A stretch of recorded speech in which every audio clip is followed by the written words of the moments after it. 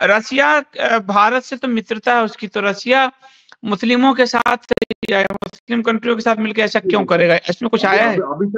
अभी तक मैं भी यही सोच रहा हूँ जैसे आप सोच रहे हैं, लिखा हुआ है, लेकिन जो हम वही बताता हूँ, मेरा मन से नहीं बताता हूँ।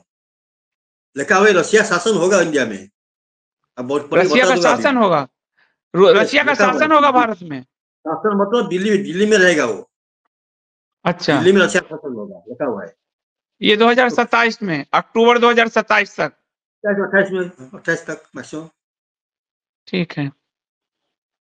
तो जो लिखा हुआ है वो बताते हैं हम कोई अपना मन से नहीं बताते।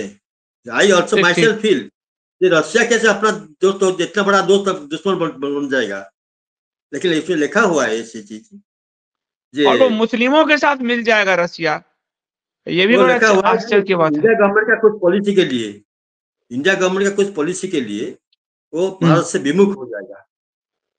अच्छा, भारत सरकार की पॉलिसी के कारण रसिया भारत से मित्रता तोड़ देगा और वो मुस्लिमों के साथ मिलकर भारत के विरुद्ध युद्ध, मतलब भारत के विरुद्ध युद्ध करेगा, भारत पे हमला करेगा, ये बात है। और एक चीज आप समझिए, अभी Russia is completely linked with North Korea and China, तो also ईरान। बिल्कुल, हाँ, ईरान से भी है। रसिया कैनॉट लीव चाइना, नहीं कैनॉट लीव चाइना। नॉर्थ का छोड़ देने से उसको संभव नहीं है युद्ध करना। और Russia wants the help of China and North Korea, also Iran. तो ईरान के साथ भी रसिया के अभी रिश्ते हैं, ईरान के साथ हैं। और सीरिया का जो असद सरकार भागी है वो अभी रसिया में ही गई है, जो मुस्लिम जो सीरिया के भाग वो रसिया में ही गई है। और ईरान के साथ रसिया के अच्छे संबंध हैं अभी, इजराइल वाला, हाँ, ये अच्छे संबंध हैं अभी। तो मान लीजिए चाइना अटैक किया इंडिया को, व्हाट रसिया विल डू? रसिया ने तो 62 में जब चाइना ने अटैक किया उस समय भी रसिया ने धोखा दिया था भारत को, और उसने मदद से मना किया था। और चाइना ने रसिया को अपने विश्वास में लेकर भारत पे अटैक किया था और उसने कहा गो हेड, क्योंकि उस समय क्यूबा संकट में खुद रसिया फंसा हुआ था। तो रसिया एक बार धोखा दे चुका है, वो चाइना को परमिशन दिया था भारत पे हमला करने के लिए 62 में, क्योंकि टाई अप था हमारी सरकार और रसिया का कि अगर एक दूसरे से हमला होता है तो एक दूसरे की मदद करेंगे। लेकिन बाद में ये पूछा भी गया था रूस से, तो उसने कहा कि भारत हमारा दोस्त है लेकिन चीन हमारा भाई है। तो उस एक बार वो कर चुका है इस मामले में। वो 3-4 साल पहले हुआ था, वो इंटरव्यू दिया था। इंडियन ये 62 मैंने अपनी किताब कहानी कम्युनिस्टों की में पूरा रेफरेंस दिया है और वो लिखा है कि रसिया उस समय रसिया ने भारत को धोखा दिया था। अभी 3-4 साल पहले कुछ इंडियन जर्नलिस्ट गए थे रसिया इंटरव्यू लेने के लिए पुतिन जी को। तो मैं पुतिन जी को पूछे, अगर इंडिया चाइना बीच वॉर हुआ आप कौन सा साइड को लेंगे? ना, दोनों हमारा दोस्त, आई विल बी न्यूट्रल, मैं न्यूट्रल रहूंगा बोल दिया। इसका मतलब क्या है? इसका मतलब चाइना के साथ ही, चाइना के साथ है।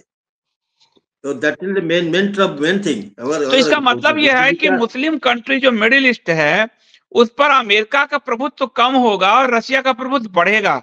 जैसे ईरान अफगानिस्तान वार के बाद, और जिस तरह से अफगानिस्तान से रूस को निकालने के लिए अमेरिका ने आतंकवादियों को, अलकायदा आदि को खड़ा किया था, तो उस समय भी ये वार हुआ था। तो अभी सीरिया में भी दिख गया, ईरान में भी दिख रहा है। तो इसका मतलब है मिडिल ईस्ट की लड़ाई रसिया जो है मुस्लिम कंट्रियों के साथ मिलकर लड़ेगा अमेरिका को निकालने के लिए। और हो सकता है क्योंकि प्रो अमेरिका है भारत, तो रसिया भारत पे, फिर चीन और रसिया जो आप कह रहे हैं, अगर मैं एक अनुमान लगाऊं तो, क्योंकि अमेरिका बैठ गया है बांग्लादेश में आके, यहाँ पे साफ बैठ गया है, तो वो चीन और रसिया को भी सूट नहीं करेगा। तो जो आप कह रहे हैं वो थोड़ा थोड़ा लाइन दिख रहा है, थोड़ा थोड़ा लाइन दिख रहा है। तो क्या है एक्चुअली, ये अगर रसिया छोड़ दिया इंडिया को, आप एक और बात नोट कर लीजिए, अगर 26 में इंडिया अटैक हुआ उस टाइम में America will not be in position to help us directly. कुछ सामान दे सकता है लेकिन उसका सोल्जर आके फाइट नहीं करेगा हमारे साथ, ऐसा नहीं है, कभी नहीं अमेरिका की स्थिति तो अभी से खराब हो रही है। America not declare that I am with India, ये भी नहीं बोलेगा वो, और ये भी नहीं बोलेगा, विल बी लेफ्ट अलोन, वही लिखा है मालिका में। तो मालिका में लिखा है भारत अकेला हो जाएगा। तो अगर हम देखते हैं आज के पोजीशन में, तो भारत का अपने सारे पड़ोसियों के साथ रिश्ते खत्म हो चुके हैं लगभग। चाइना के साथ नहीं, बांग्लादेश था उसके साथ नहीं, म्यांमार के साथ नहीं, श्रीलंका के साथ नहीं, मालदीव के साथ नहीं, नेपाल के साथ नहीं, भूटान के साथ नहीं। तो भारत का सारे पड़ोसियों के साथ रिश्ता लगभग ब्रेक हो चुका है। तो जो मालिका में लिखा है वो अभी दिख रहा है।